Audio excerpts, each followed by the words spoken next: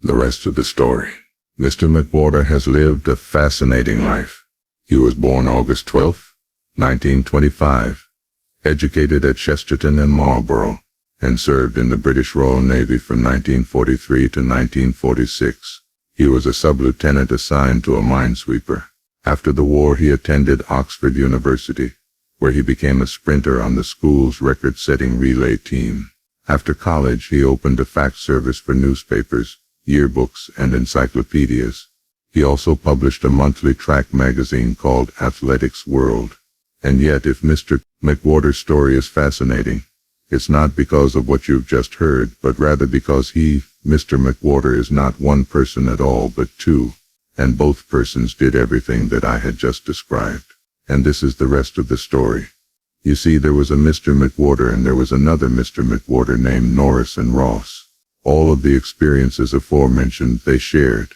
Their educations, their hitches, their ranks in the armed forces, their accomplishments in sports, and their subsequent careers. Even their birthdays were identical.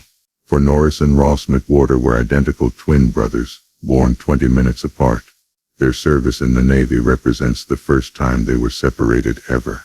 Sub-Lieutenant Norris was assigned, listen to this, he was assigned to the 2nd Escort Group in the Atlantic, later to a minesweeper in the Pacific.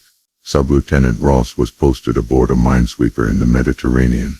The twins met only once during the war, in Malta Harbor, when their two ships collided. Norris and Ross shared a lifelong interest in sports, and yet publishing was to become their profession. You might never have heard of either of them, were it not for Sir Hugh Beaver, the managing director of the largest brewery in all of Europe. It seems that Sir Hugh was on a hunting trip one day. He was bird hunting and got into a dispute with his companion, an argument over which game bird was the fastest in the world.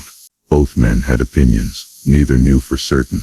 So they went home that evening, each determined to prove his viewpoint to the other.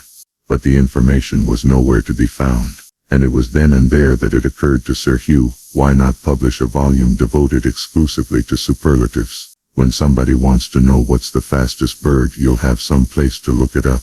His brewery could make the book available to pubs so that bartenders could more easily settle disputes among their clientele.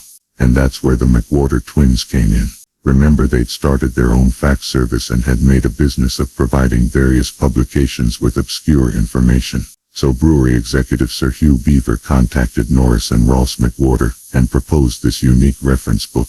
And 11 grueling months later, the twins produced the book. Since that day more than 30 years ago, that volume has become a consistent worldwide bestseller. The definitive reference work of superlatives, the most, the tallest, the smallest, it's all there. Continually updated, it serves as the global yardstick by which everything is measured. And it all began with two identical twins mutually fascinated by facts. Two brothers commissioned by the Guinness Brewery. You've heard of the Guinness Book of Records, of course. Now you know the rest of the story.